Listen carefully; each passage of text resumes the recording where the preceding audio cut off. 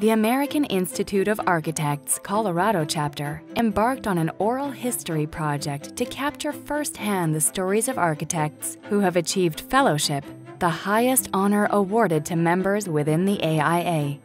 The interviews preserve their career highlights, sources of influence and inspiration, anecdotes about significant Colorado architecture, as well as personal philosophies and even humor. This short video features highlights of AIA Colorado's interview with David Tryba, FAIA, founder of Denver's Tryba Architects. Prior to 1988, when I started our firm, we had just about finished the urban renewal process, where we tore down 27 blocks, just clear-cut 27 blocks. And it was only because the economy was so bad that was stopped. There were another 27 blocks that were scheduled to be demolished, and they were called Lower Downtown. But we began to practice this other kind of architecture of thinking about the importance of the past.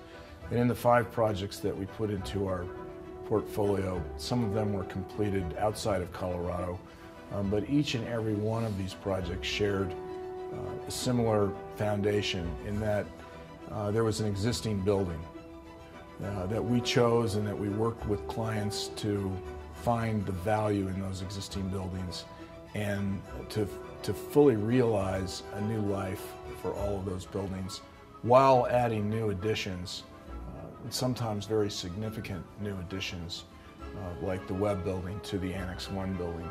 So sometimes the new additions were larger, sometimes they were quite small. But it was that blend of problem solving and really seeing the inherent opportunity in the past that could launch these individual institutions to the future. David managed to establish his own office in a still sluggish Denver economy when he had the opportunity with his new firm to work on Regis High School.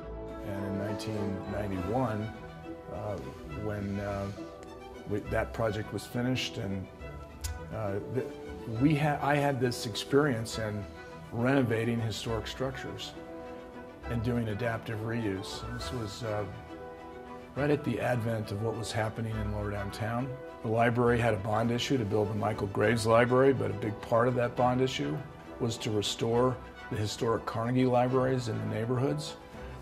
We were fortunate enough to get 4 of those historic renovations.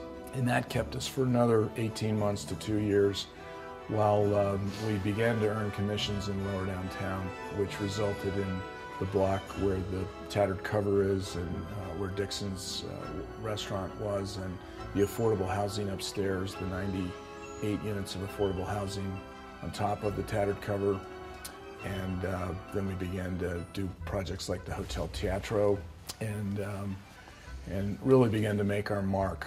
We got heavily engaged in the community with Historic Denver, and I served on the board of Historic Denver, and so lots of things began to happen. Even though the economy really still wasn't taking off, we were able to distinguish ourselves because of that contextual work and the work in historic preservation.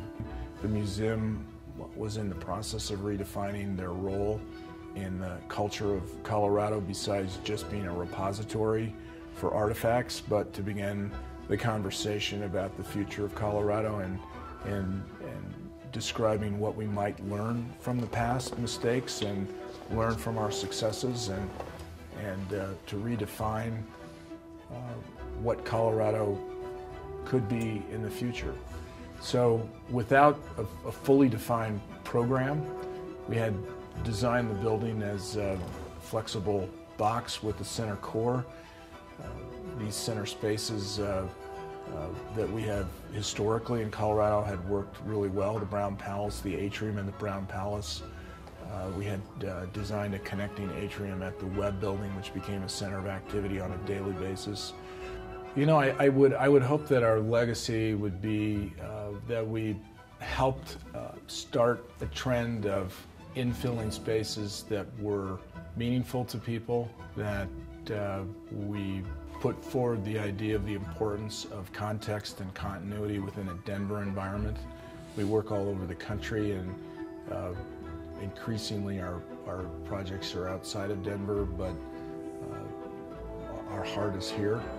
And I think that a number of our projects are seminal in opportunity to rethink how important it is to have a connection with the past. Hear more of David Tryba's story and interviews with other architects at AIA Colorado's YouTube channel.